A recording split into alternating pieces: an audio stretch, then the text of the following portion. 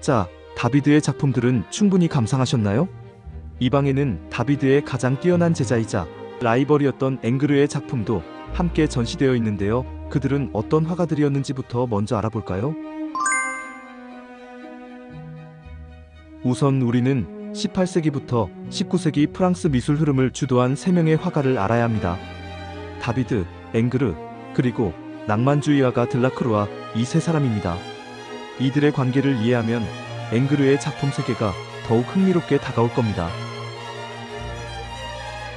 직전의 작품을 본 다비드는 프랑스 혁명이라는 격변의 시대를 이끈 신고전주의의 대가입니다.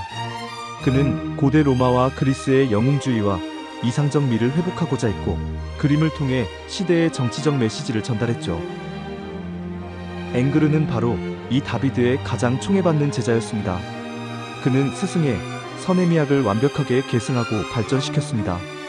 다비드가 그림을 통해 애국심과 희생을 강조했다면 앵그르는 오직 형태와 선의 아름다움 그 자체에 몰두했죠.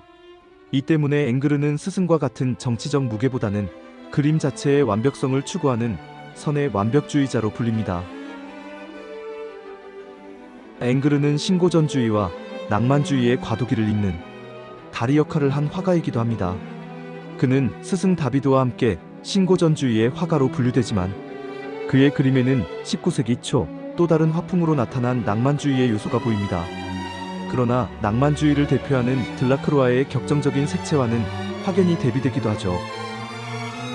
들라크루아의 그림이 격정과 색채의 폭발이라면 앵그르의 그림은 질서와 선율 같은 선의 흐름으로 관객을 사로잡았습니다. 이 두 사람은 유명한 라이벌이기도 했습니다. 이들의 논쟁은 단순한 개인의 취향을 넘어 고전적 이성과 낭만적 감성이라는 19세기 미술의 두 축을 상징했습니다. 당시 동시대 화가들과 평론가들은 앵그르의 그림이 차갑고 냉혹하다고 비판했지만 후대에는 바로 그 고집스러운 선과 형태 덕분에 근대 미술의 중요한 전환점으로 평가받게 됩니다. 이제 그의 섬세한 선과 완벽한 형태가 만들어내는 아름다움의 세계로 들어가 보겠습니다.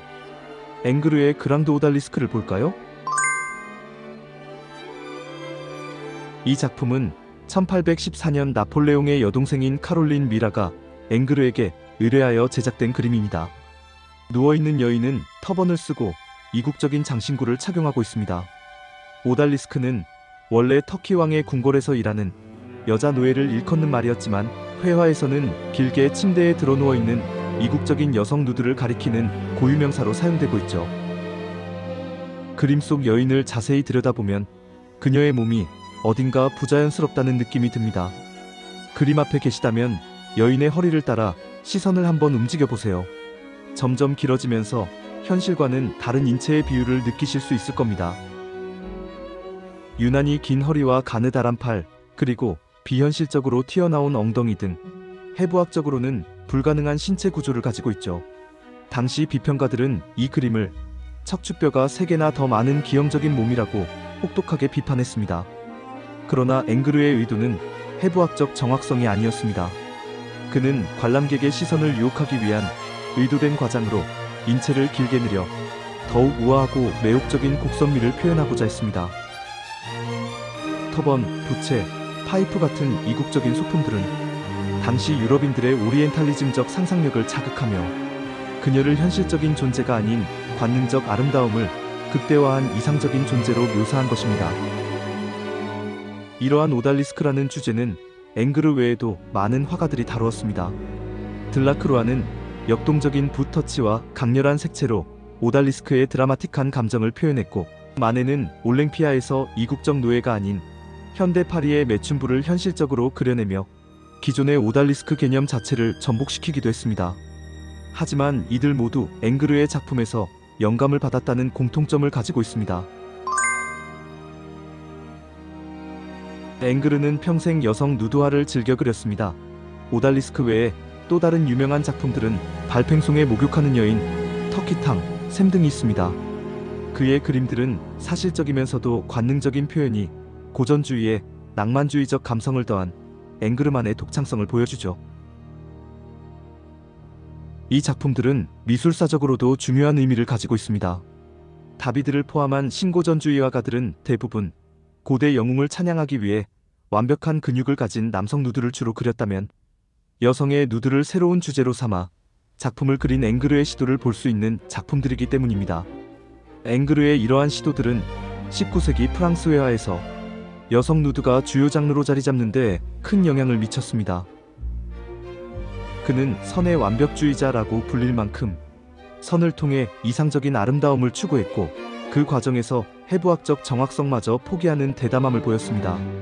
그 결과 그의 그림은 단순한 묘사를 넘어 현대적 관점에서 보더라도 파격적인 관능미와 독창성을 지닌 걸작으로 평가받고 있으며, 인상주의화가 드가 등 후대 화가들에게 큰 영향을 주었죠. 발팽송에 목욕하는 여인, 터키탕 등 앵그르의 주요 작품은 루브르 슐리관 2층 940호에서 보실 수 있습니다. 다만 샘은 오르세에 가셔야 보실 수 있죠. 혹시 앵그르의 작품이 더 보고 싶으시다면 대몽관 관람을 마치고 슐리관을 돌아보실 때 들려보시면 좋을 것 같습니다. 이제 우리는 다음 동선으로 700호, 아까 콘텐츠 초반에 말씀드린 앵그르의 라이벌이었던 들라크루아의 작품들을 만나보러 가겠습니다. 다음 콘텐츠에서는 앵그르의 매끈하고 정적인 선의 작품 세계와는 완전히 다른 느낌의 역동적이고 불타는 색채의 세계를 만나보시게 될 겁니다. 이 두 사람의 작품을 비교해 보시는 경험은 루브르에서만 경험할 수 있는 특별한 순간이라고 할 수 있습니다. 자, 그럼 700호에서 다시 만날게요. 저를 따라와 주세요.